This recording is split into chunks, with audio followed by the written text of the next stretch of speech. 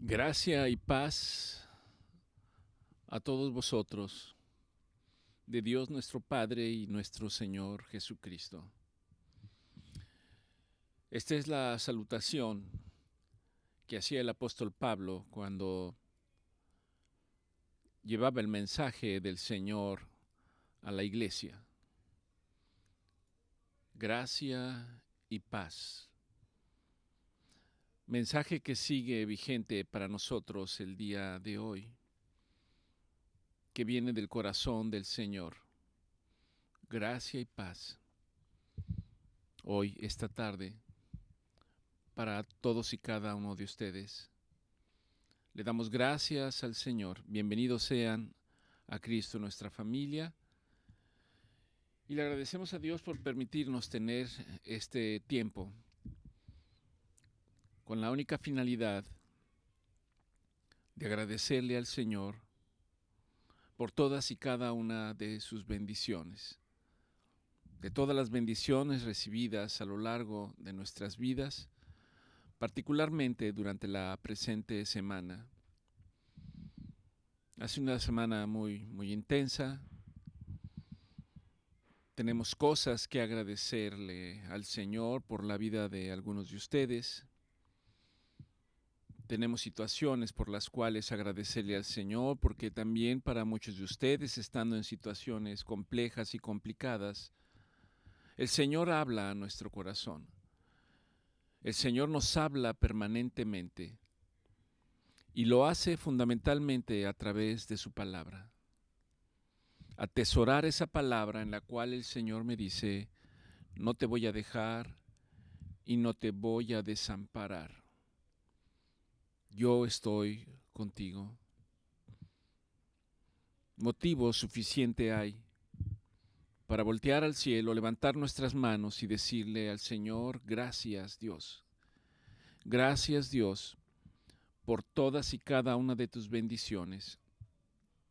Gracias por tu misericordia y gracias por tu gracia. ¿Tiene algo que agradecer usted el día de hoy al Señor? Durante la presente semana me ha dado mucho gusto ver a una de nuestras hermanas. Voy a omitir su nombre.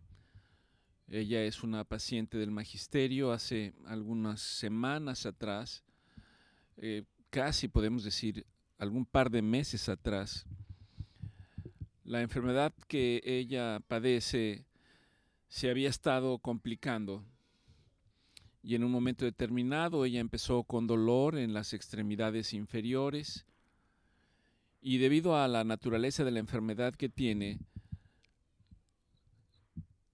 la enfermedad se había localizado en su columna vertebral y había invadido el canal medular en donde se encuentra la médula espinal. Al meterse al canal medular y afectar la médula espinal, esto generalmente se traduce con dolor y con pérdida de la movilidad y la sensibilidad de las extremidades inferiores, y esta situación le llevó a tal punto que tenía que estar postrada en la cama hasta que prácticamente perdió la movilidad de las extremidades.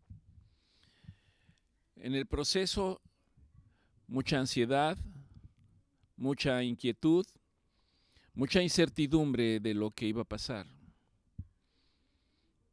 Humanamente, médicamente, para el profesional es difícil dar una respuesta sobre lo que va a suceder.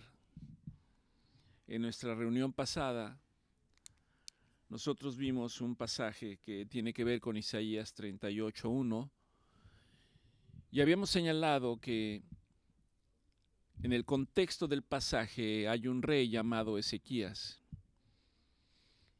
Y lo que narra el pasaje es que ese rey cayó enfermo. No nada más cayó enfermo.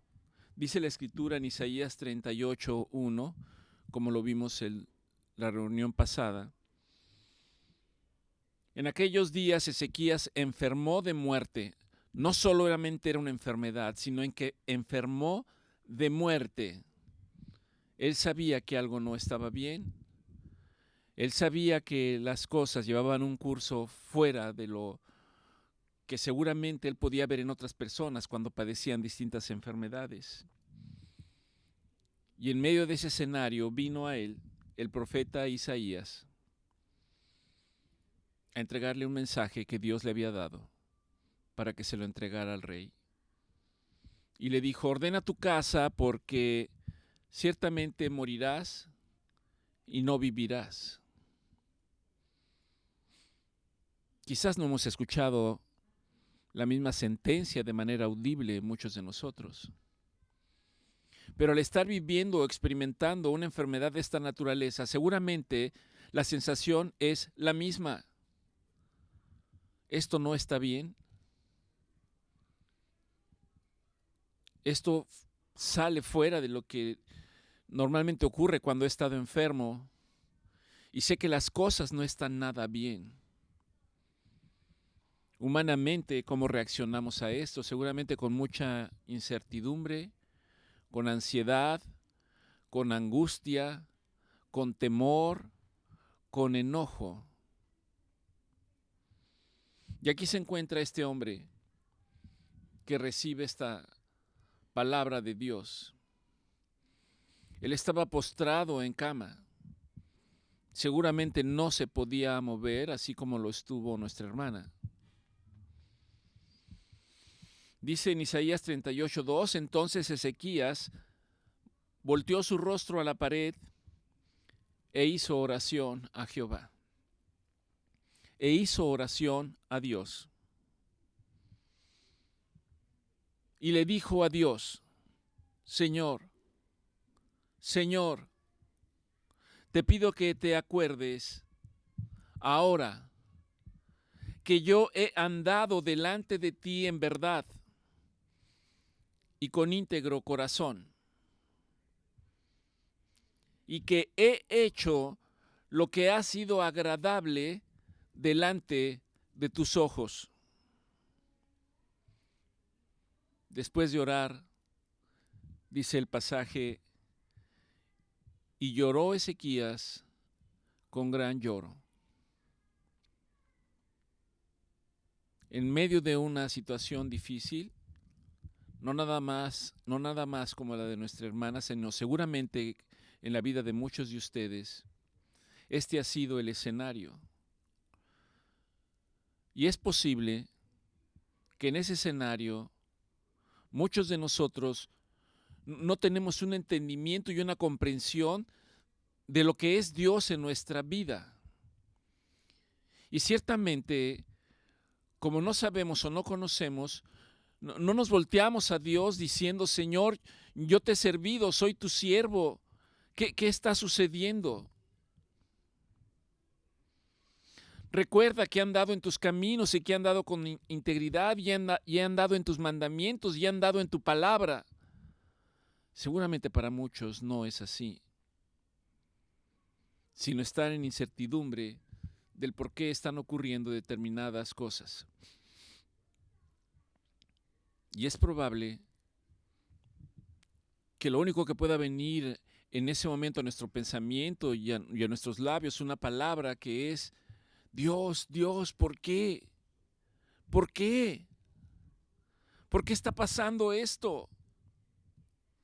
¿Hay alguna situación por la que esté ocurriendo esto? Y en medio de eso experimentamos una serie de sensaciones y de emociones muy desagradables. Pero quizás la experiencia más difícil y más oscura es que no encontramos esperanza. Muy probablemente porque no conocemos la palabra de Dios, porque no conocemos al Dios de la Biblia. Si conociéramos al Dios de la Biblia, si conociéramos la palabra de Dios, entonces la palabra se haría viva y me diría: no temas porque yo estoy contigo. No temas porque yo estoy contigo. Tú no me ves, pero yo estoy aquí contigo. No te voy a dejar y no te voy a desamparar. Te voy a sostener con mi diestra de poder. tal y como está señalado en el libro de Josué, en el capítulo 1, a partir del versículo 5 y hasta el versículo 9, que muchos de ustedes lo conocen porque me lo habrán escuchado. Y aquí está nuestra hermana postrada en su cama. Lo que yo puedo decir para testimonio es que ella empezó a tener noticias de la palabra de Dios. Ella me permitió poder compartirle algunos pasajes de la palabra de Dios y seguramente, porque me lo ha expresado y a veces me manda por mensaje o por WhatsApp cuando ha visto la reunión. Ella empezó a entender y a comprender y a conocer la palabra de Dios. Y sus mensajes empezaron a ser en el sentido de decir gracias a Dios, amén. En el proceso, ciertamente, hubo una parte en la que Dios provee de recursos. Ella se le ajustó tratamiento, recibió radiaciones. No fue fácil porque a veces había dudas con otros especialistas que le decían que había que hacer tal o cual cosa, si había que operar o no había que operar. Y la paciente me preguntaba a mí, usted dígame, doctor, lo cual es una tremenda responsabilidad en cuanto a la opinión que uno tiene que expresar en un momento determinado. Debo confesarles que no es una situación fácil. En esta semana le acabo de ver. Vino caminando a la consulta. Decía ella que para su seguridad venía con un andador, pero que en casa podía ya andar sin el andador. Y esto médicamente es algo que existía en mi mente, sabía que esa era una gran posibilidad y una expectativa, y gracias a Dios el Señor le ha permitido salir de ese proceso o de ese evento y estar en mejores condiciones. Por supuesto que hubo oportunidad de decirle que había mucho por agradecerle al Señor. De la misma manera, en este pasaje que nosotros compartimos, cuando el rey Ezequías está derramando su corazón delante del Señor y está diciéndole al Señor, te pido que te acuerdes que yo he andado de ti en verdad. Para nosotros, la traducción es, Señor, ayúdame a andar en tu palabra. Ayúdame a conocer tu palabra. Ayúdame para que tu palabra esté permanentemente en mi vida. Ahí, para el momento en el que me haga falta, para hacerlo con un corazón constrito y sincero, humillado, listo para rendirse delante de ti, porque yo sé que eso es agradable delante de ti, Señor. Y no le extrañe que al hacerlo, el Espíritu Santo toque su corazón y lo quebrante y se derrame delante de Dios con lloro.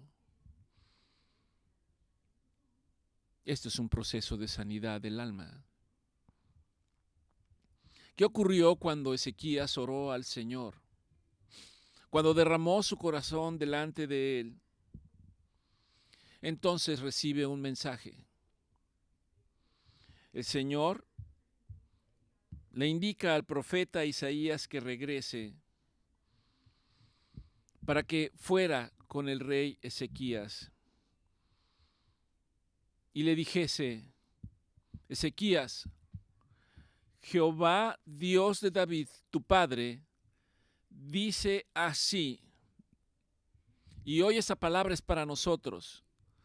Si usted está escuchando la palabra de Dios, si usted está leyendo la palabra de Dios, si usted está atesorando la palabra de Dios, si usted está disponiendo su corazón para que esa palabra haga lo que tiene que hacer en su vida, esta respuesta es para usted el día de hoy.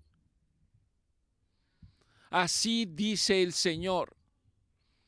Así dice Jehová de los ejércitos. He escuchado tu oración. He escuchado tu oración y he visto tus lágrimas. Esas lágrimas que seguramente las derramas en la soledad de tu intimidad, Y el Señor le dice a Ezequías: he aquí que yo añado a tu vida 15 años más. Y no solo eso, sino que Ezequías dio la indicación de que le aplicaran una plasta de higos sobre una úlcera que tenía en una de las extremidades y que lo condicionaba y por la cual él estaba sentenciado a muerte, y sanó. La hermana a la que les estoy compartiendo su testimonio hoy estaba confinada a la cama, en un momento determinado, con atención permanente en cama, con lo que implica perder la movilidad, no poderte levantar a hacer tus necesidades básicas, no te puedes alimentar a levantarte para prepararte alimentos, para bañarte por ti mismo, y tienes que depender de otros. El verla caminar ahora implica que su vida volvió a cambiar, porque seguramente hay una recuperación en su capacidad de relación de vida. Acabábamos de leer este pasaje y ella vino el martes y yo pensé: esta palabra es para ella. Si me estás escuchando, esta palabra es para ti, reiterándola nuevamente. El Señor ha extendido tus días. ¿Cuánto tiempo? No lo sé, porque no somos eternos. Esta paciente ya no es una jovencita para nosotros, aunque para el Señor seguramente ya tiene un corazón joven. Pero el Señor ha extendido tus días. Y quiera el Señor que sea por muchos años. Y quiera el Señor que esos años sean para que hagas la voluntad de Dios, para que Dios cumpla los propósitos que tiene para usar tu vida aún ahora. Porque de eso se trata. Le damos gracias al Señor. Ciertamente, en el otro extremo, también durante esta semana vino alguna de ustedes a consulta y yo le preguntaba que cómo se encontraba ella, y ella me decía: muy bien, estoy muy bien. Y por alguna razón Dios me permite tener la capacidad de acordarme de conversaciones que tengo con muchos de ustedes. Y yo le empecé a decir: ¿y cómo están tus hijos? Recuerdo que uno de tus hijos es dentista y del otro no me acuerdo qué hace, y ella me recordó: ah, sí, mi hijo mayor hace esto y el otro hace esto otro. Y cuando yo insistí un poquito en preguntar más, hubo un momento en que ella se quebrantó. Y me decía que su hijo mayor está pasando por un proceso difícil, en el cual no quiere salir de casa, no quiere trabajar y está pasando por una profunda depresión. Un muchacho joven. Y eso me llevó a reflexionar que esta situación no es tan infrecuente como parece. Muchos de nuestros hijos están pasando por situaciones de ansiedad, de temor, de inseguridad, de desesperación. Algo está sucediendo en nuestra juventud. Platicando con mi esposa, me decía que ella observaba que esto particularmente había ocurrido después de la pandemia. No podría decir si es exactamente en relación a ello, pero todos estamos expuestos a este tipo de situaciones. En el proceso ella me permitió recordar una situación personal que ya la he platicado con alguno de ustedes en otras ocasiones, específicamente en la vida de mi esposa. Algunos de ustedes la conocen. Algunos de ustedes son testigos personales de que es una mujer de oración. Yo personalmente la veo como una mujer sostenida en la fe. Y no obstante, hay momentos en su vida en las que ella me aborda, incluso a veces cuando estoy a punto de salir de casa, y me dice: no te vayas todavía. ora por mí. Tengo mucho miedo. Tengo mucho temor. Yo le doy gracias al Señor porque en el proceso el Señor me permite conocer su palabra. Y cuando esto ha ocurrido, no oro con algo que se me ocurre en ese momento para animarla o para exhortarla, sino que la palabra de Dios viene inmediatamente y la palabra de Dios dice que el perfecto amor echa fuera todo el temor. ¿Y qué es el perfecto amor? Es el amor que Dios tiene para nosotros. Acabamos de pasar el 14 de febrero y la gente celebra el Día del Amor y la Amistad. Personas se hacen regalos, se regalan corazones, se invitan a cenar, tratan de mantener un proceso de intimidad, sobre todo si son novios o esposos o si son amigos. ¿Es este el reflejo del amor? Sí y no. ¿Es este el perfecto amor? A la luz de la palabra del Señor, el Señor me dice no. Y el Señor me recuerda que de tal manera amó Dios al mundo que ha entregado a su único Hijo en sacrificio. Un padre entregando a su Hijo en sacrificio por amor a la humanidad, para que seamos rescatados. Y para que seamos rescatados, hay un gran dolor en el corazón de Dios cuando el Hijo, hecho hombre, de la misma manera que nosotros, entrega su vida en una cruz para que nosotros pudiésemos haber sido perdonados, rescatados y justificados. Ese es el verdadero amor. Pablo lo expresa de otra manera, diciendo que el amor es sufrido. El amor no es jactancioso. El amor no busca lo suyo propio, la propia satisfacción de la persona, sino es un amor que puede llegar al sacrificio por los demás. Y en la palabra el Señor hace una distinción entre el amor filial, y allí en el amor filial entran todas las manifestaciones que humanamente conocemos, que es el amor entre los amigos, el amor hacia los padres, el amor hacia los hijos, el amor hacia la esposa, hacia el esposo, el amor hacia los amigos. Este es el amor de Dios. Este es el amor filial. Y la Biblia me habla de otro aspecto del amor, que es el amor ágape, y que es un amor sacrificial.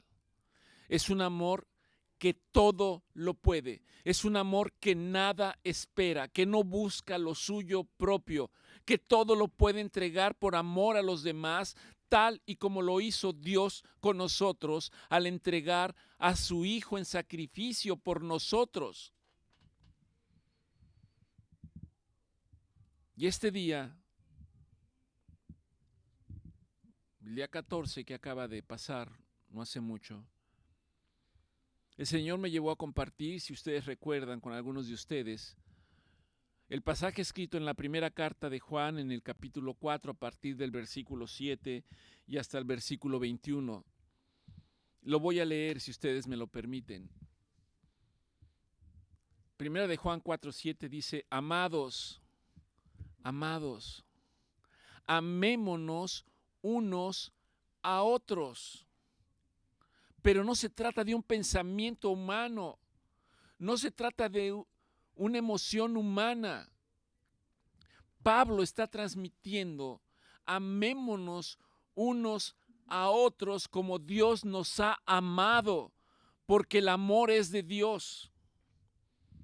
Y todo aquel que ama, todo aquel que manifiesta el amor ágape, es nacido de Dios. Y si es nacido de Dios, conoce a Dios. Si nosotros no hemos nacido de nuevo, si nosotros no conocemos al Dios de la Biblia, si nosotros no lo conocemos, entonces no conocemos a Dios. Primera de Juan 4:8 dice, porque el que no ama, aquel que es vanidoso, soberbio, egoísta, que busca lo suyo propio, que puede decir primero yo y luego los demás. Tenemos unos amigos que dicen primero mis dientes y luego mis parientes. El que no ama no ha conocido a Dios, porque Dios es amor. Recuerde, no está hablando del amor filial, no está hablando del amor emocional, no está hablando de ese amor. Está hablando de la expresión máxima del amor en la cual se puede llegar al sacrificio por los demás sin esperar nada, brindándolo todo. Primera de Juan 4:9 dice, en esto mostró el amor de Dios para con nosotros. En esto se manifestó, en que Dios envió a su Hijo unigénito al mundo para que vivamos por Él.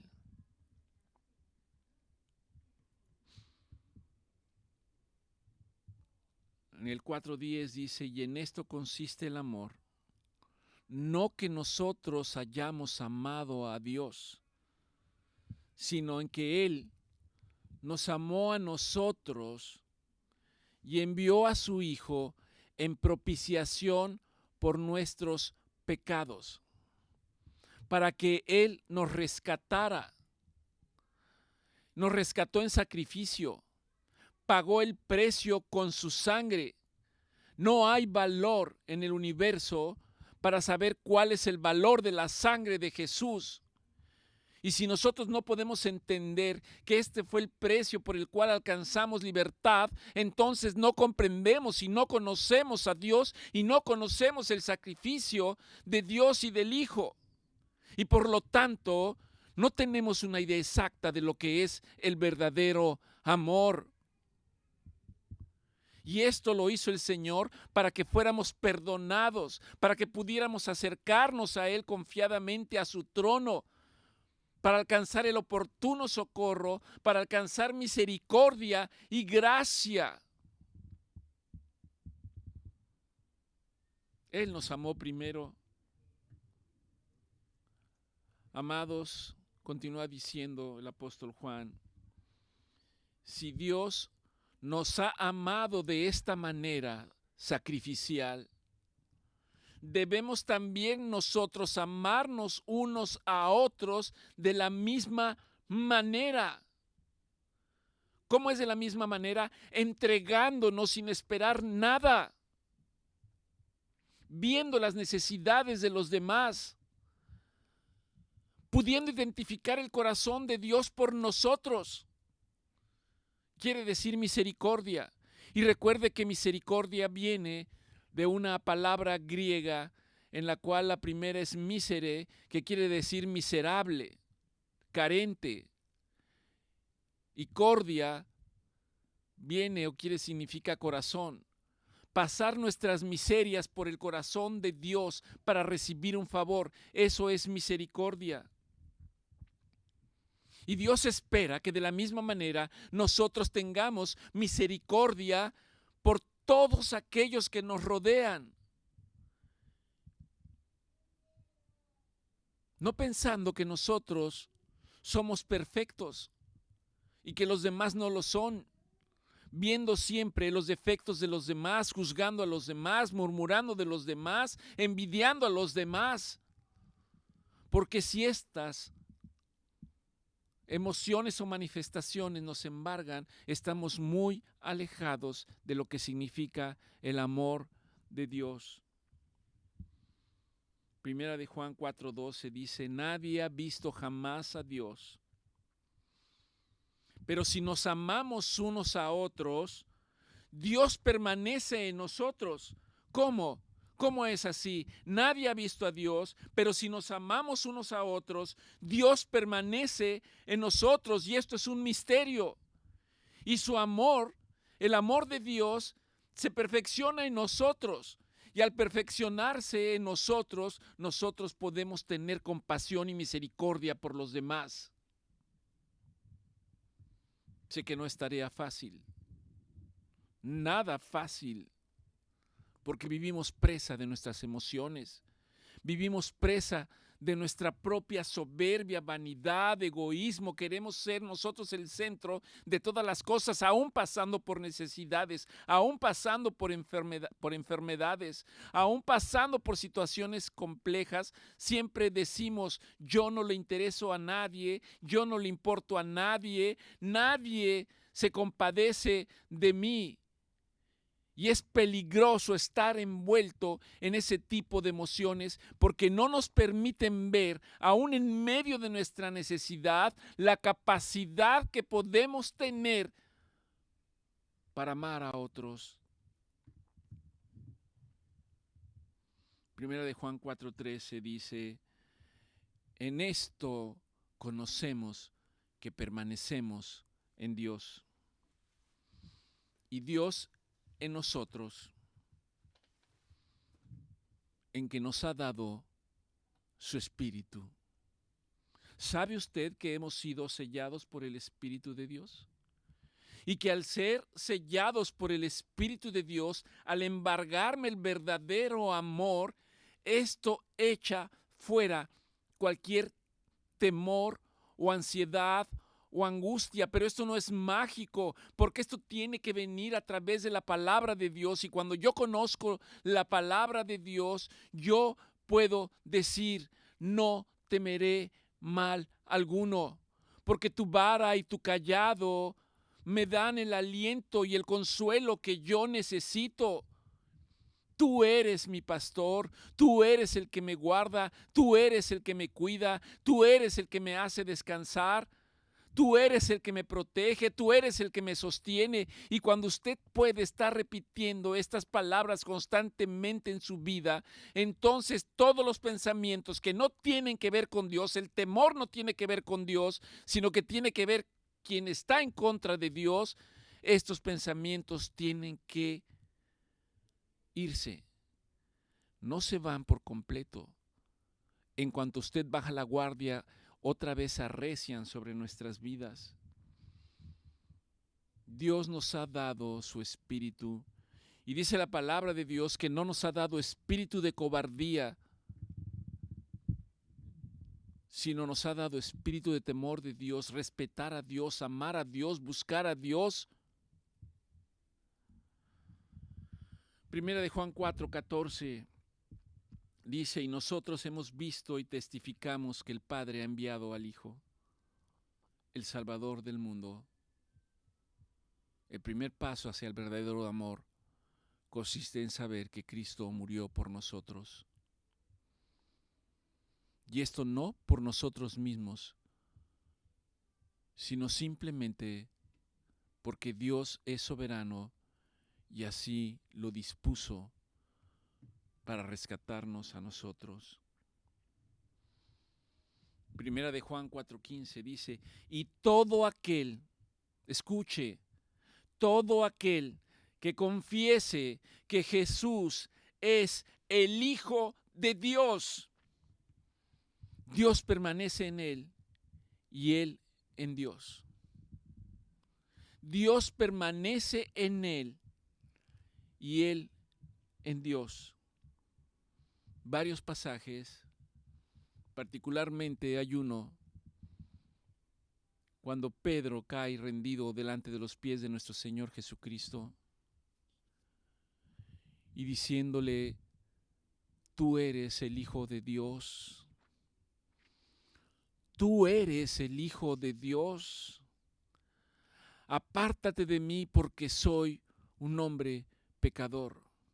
Cuando la revelación de que somos hijos de Dios viene a nosotros, esto tiene que traernos en revelación todo lo malo que hay en el ser humano y que me aparta del verdadero amor de Dios.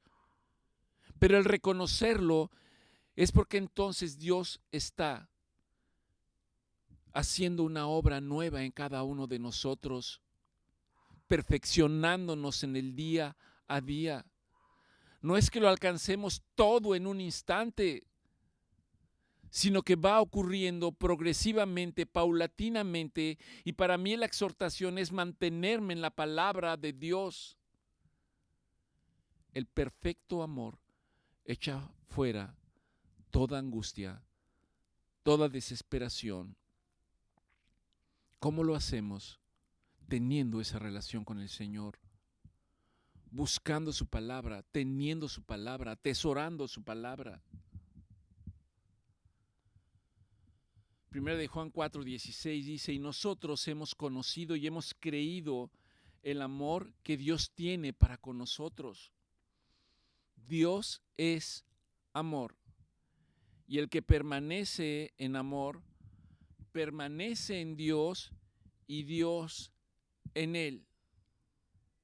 En esto se ha perfeccionado el amor en nosotros, para que tengamos confianza en el día que estemos frente al Señor, en el día del juicio, pues como Él es, así somos nosotros en este mundo. Primera de Juan 4:18 vuelve a reiterar, en el amor no hay temor.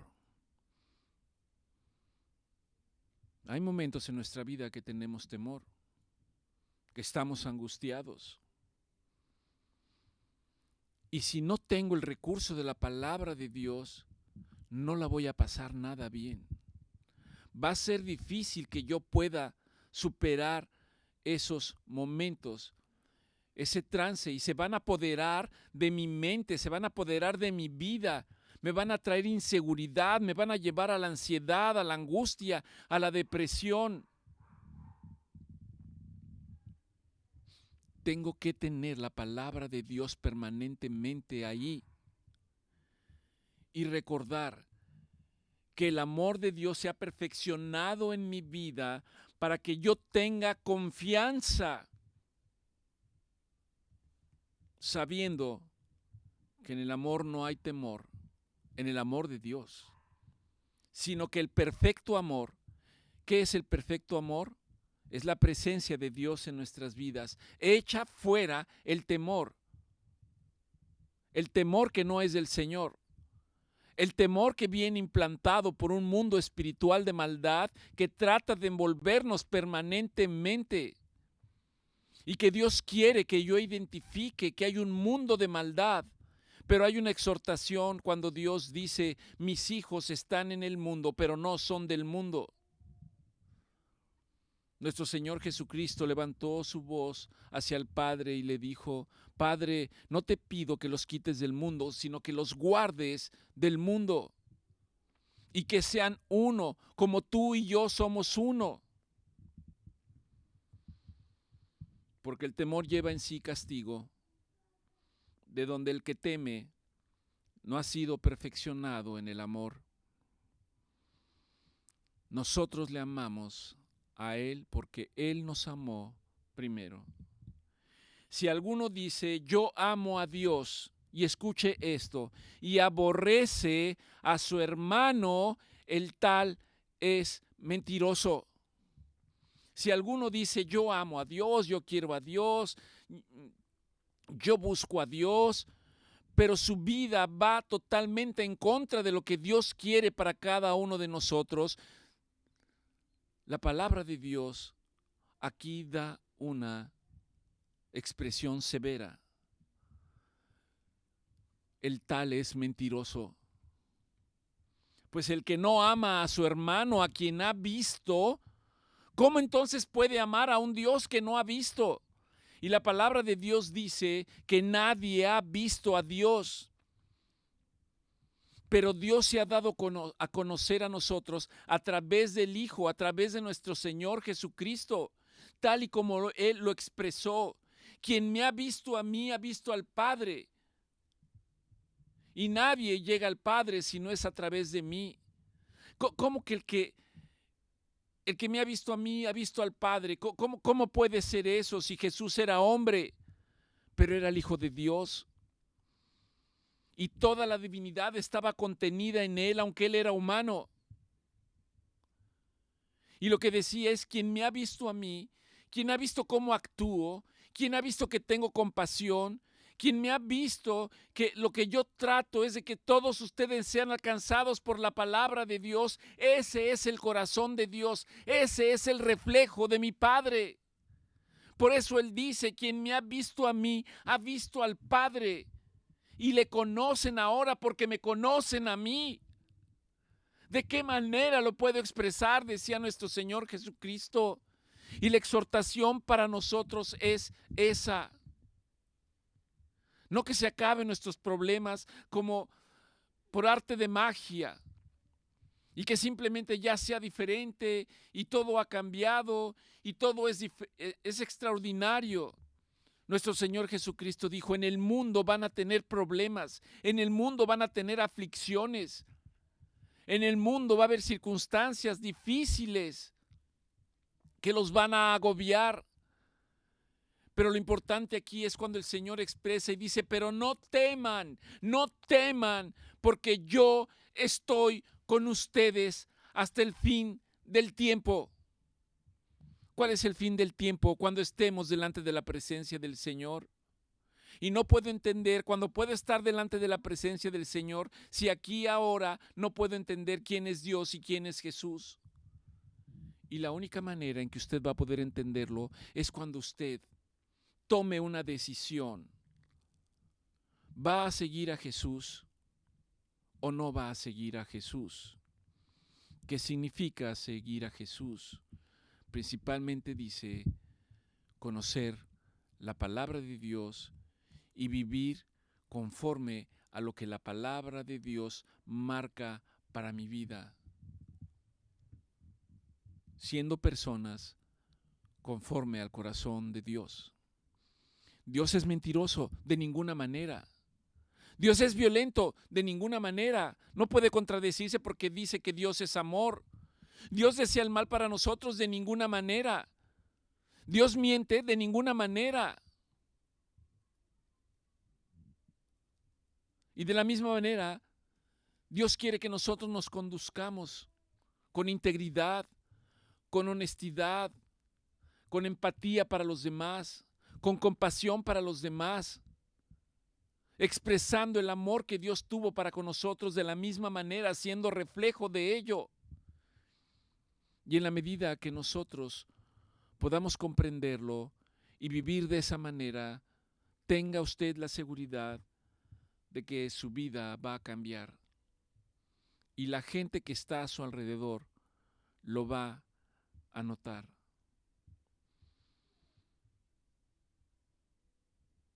Dios nos dice que el que no ama a los demás, a los cuales ha visto, ¿cómo puede amar a Dios al que no ha visto? ¿Cómo puede amar a Dios si no conoce a Jesucristo? ¿Cómo puede amar a Dios si el Espíritu Santo no vive en él? ¿Cómo puedo tener la seguridad de que el Espíritu Santo vive en nosotros cuando usted declara que Jesucristo es el Hijo de Dios? Inmediatamente, usted es sellado por el Espíritu Santo y en su vida empieza a haber una transformación.